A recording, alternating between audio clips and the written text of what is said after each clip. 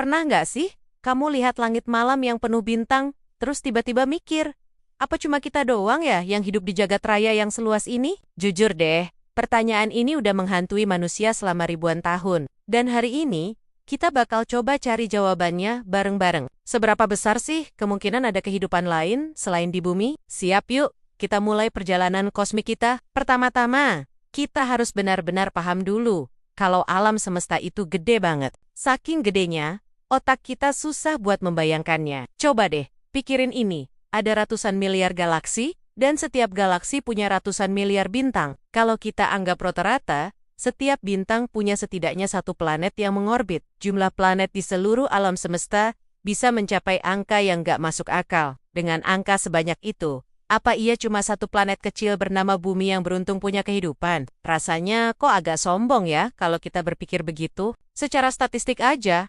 kemungkinannya terasa sangat kecil kalau kita sendirian. Para ilmuwan punya konsep keren yang namanya habitable zone atau zona laik huni. Ini adalah area di sekitar bintang di mana suhunya pas. Nggak terlalu panas sampai air menguap semua, dan nggak terlalu dingin sampai air membeku jadi es. Intinya, ini adalah zona Goldilocks, di mana air bisa eksis dalam bentuk cair. Kenapa air cair penting? Karena sejauh yang kita tahu, air adalah pelarut universal yang krusial bagi kehidupan seperti yang kita kenal. Nah, yang bikin makin seru teleskop-teleskop canggih kita seperti Kepler dan TESS udah nemuin ribuan eksoplanet atau planet di luar tata surya kita yang berada di dalam zona laik huni bintangnya. Beberapa di antaranya bahkan punya ukuran yang mirip dengan bumi, yang kita sebut sebagai Earth-like planet. Ada juga yang terdeteksi punya atmosfer, dan beberapa kandidat diduga punya kandungan air yang super banyak, yang kita sebut Ocean World. Kalau di galaksi Bima Sakti kita aja udah sebanyak itu. Bayangkan di seluruh alam semesta. Tapi tunggu dulu, jangan cuma fokus ke planet. Kehidupan itu mungkin jauh lebih kreatif dari yang kita bayangkan. Tempat yang potensial buat kehidupan gak harus di planet mirip. Bumi, beberapa bulan di tata surya kita sendiri, punya potensi yang luar biasa. Bahkan bikin para ilmuwan garuk-garuk kepala karena penasaran. Contoh pertama, Europa. Salah satu bulan Jupiter. Permukaannya itu lapisan es tebal.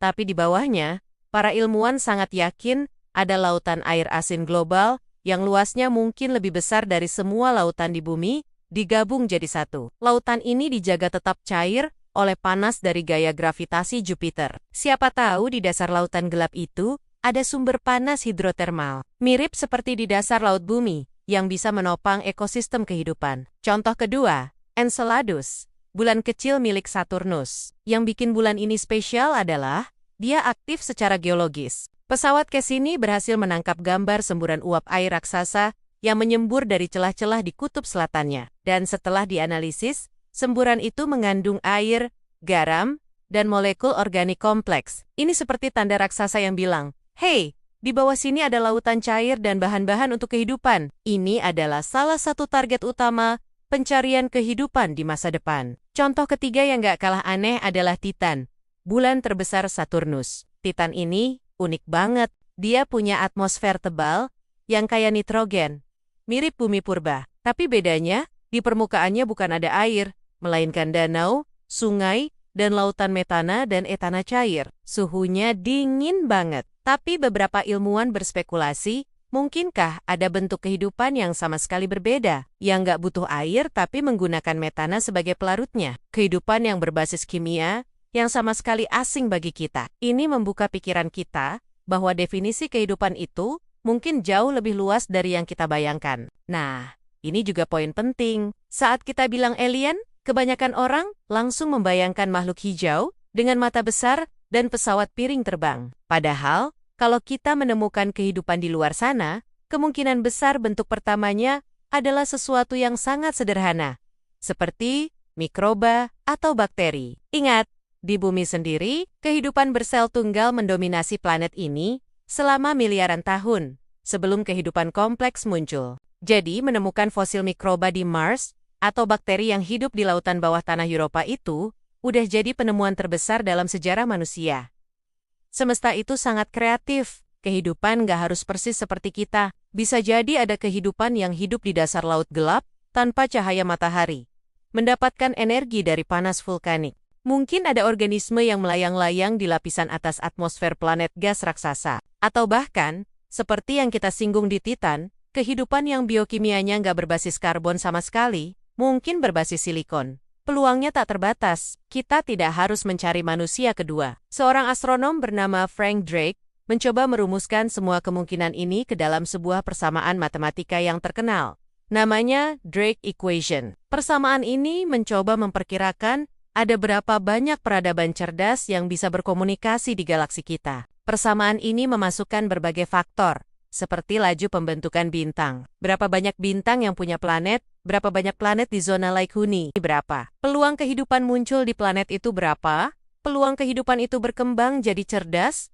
dan berapa lama peradaban cerdas itu bisa bertahan. Hasilnya sangat bervariasi, tergantung seberapa optimis atau pesimis angka yang kamu masukkan. Hasilnya bisa cuma satu, yaitu kita sendiri, atau bisa jadi jutaan peradaban di luar sana. Intinya, persamaan ini menunjukkan bahwa secara matematis, kemungkinan kita tidak sendirian itu ada, dan bahkan bisa jadi cukup besar. Namun, di tengah semua optimisme ini, ada satu misteri besar yang membingungkan, Fermi Paradox. Fisikawan Enrico Fermi pernah bertanya, kalau alam semesta ini penuh dengan kehidupan cerdas, di mana mereka semua, dengan miliaran tahun waktu yang tersedia, seharusnya sudah ada peradaban yang teknologinya jauh lebih maju dari kita, yang sudah menjelajahi galaksi. Tapi kenapa kita belum menemukan bukti apapun? Tidak ada sinyal radio yang jelas, tidak ada megastruktur alien yang terlihat, tidak ada kunjungan yang terkonfirmasi, semuanya sunyi. Ada banyak teori untuk menjelaskan paradoks ini. Mungkin mereka terlalu jauh,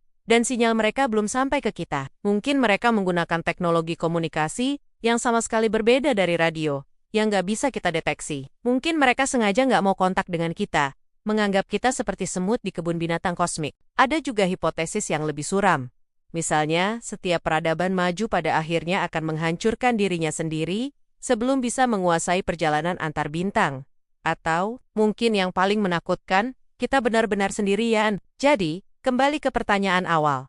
Seberapa mungkin ada kehidupan lain di luar bumi? Kalau kita melihat jumlah planet yang luar biasa banyak, keragaman kondisi lingkungan, dan bahan-bahan dasar kehidupan yang ternyata melimpah di mana-mana, peluangnya terasa sangat besar. Alam semesta sepertinya terlalu luas untuk disia-siakan, hanya untuk satu planet. Tapi, sampai kita menemukan bukti nyata yang tak terbantahkan, kita tetap menjadi satu-satunya contoh kehidupan yang kita kenal. Dan justru itulah yang membuat misi kita menjelajahi kosmos, mencari jawaban, menjadi semakin penting dan mendebarkan. Setiap bintang baru yang kita lihat, setiap planet baru yang kita temukan, adalah harapan baru. Terima kasih banyak sudah nonton video ini sampai habis. Semoga ini bisa membuka wawasan baru buat kalian semua. Jangan lupa like, share video ini ke teman-temanmu. Dan yang paling penting, subscribe channel ini biar kita bisa terus bereksplorasi bareng di petualangan kosmik selanjutnya. Siapa tahu, suatu hari nanti, kita benar-benar menemukan tetangga kosmik kita. Sampai jumpa di video berikutnya.